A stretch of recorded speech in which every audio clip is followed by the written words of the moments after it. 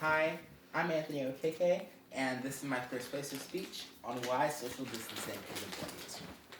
Social distancing is an oxymoron. On one side, we have social, on the other side, we have distancing. Social, being with people, distancing, being away from people. You put those together, you get social distancing, which is defined as a set of actions to stop the spread of a highly contagious disease. For example, staying 6 feet apart from other people or limiting physical contact with others.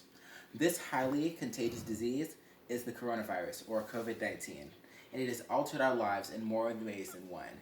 Nothing is open, all the schools are closed, hospitals are full, and store shelves are empty. However, it doesn't seem that many people are very sad about that, considering the fact that, according to The Hill, 28% of our population still isn't doing what needs to be done to bring this nightmarish event to a close.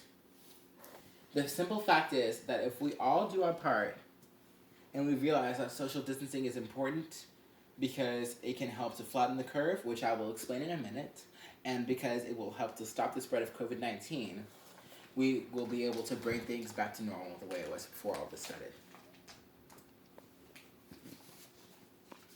Now, first, I'm going to go ahead and start off with the curve. Flattening the curve means taking this part of this graph right here and making it down here. This part right here, where we're trying to get it, is where it is manageable for our healthcare system. And this part right here is the worst case scenario. If we're able to take this part right here and bring it down to where it can be managed by our healthcare system, we can avoid potential problems like having to share ventilators, having to share rooms, or maybe even choosing who lives or dies, something as drastic as that. Next, I will be talking about social distancing and how it can prevent spread. The way this works is I have a graph right here, and I have if there's no social distancing, if there's little social distancing, and if 75% social distances. Oh gosh. So if no one social distances, then we have one person who can go on to infect 2.5 people in 5 days, and those 2.5 people can go on to infect over 400 people. If some people social distance, it can be one person, goes on to affect 1.5 people, goes on to affect 15 people, which is definitely significantly less than 406 people, but is not where we want it to be. We want it to be right here with 75% less. And although we are very close, we are at 72% according to The Hill, we are still not at the 75. And so this thing is going to be one person can go on to affect 0.625 people, which can go on to infect 2.5 people in a month. Notice this 2.5 people in a month is the same amount of 2.5 people in 5 days if we social distance.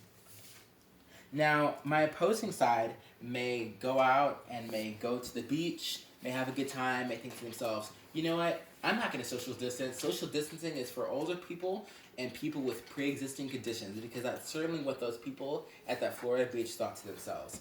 However, some of those people came down with the coronavirus. And if we decided to go back to our graph from the last slide, we would see the fact that that one person, if they weren't social distancing like they weren't right now, they could go on to affect 2.5 and go on to infect over 400 people. Just because someone said, you know what, I'm just going to go to the beach and I'm just going to have a good time this spring break. Next, we also have the United States delayed reaction.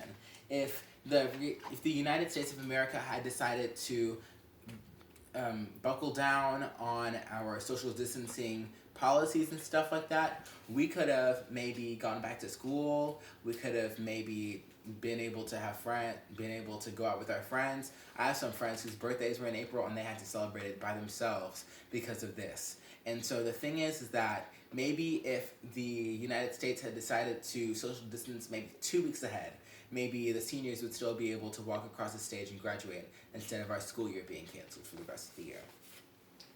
Now, we're going to just go ahead and close out right now. I have an overview of why social distancing is important, remember, because we want to flatten this curve. We want to bring it from up here all the way down here.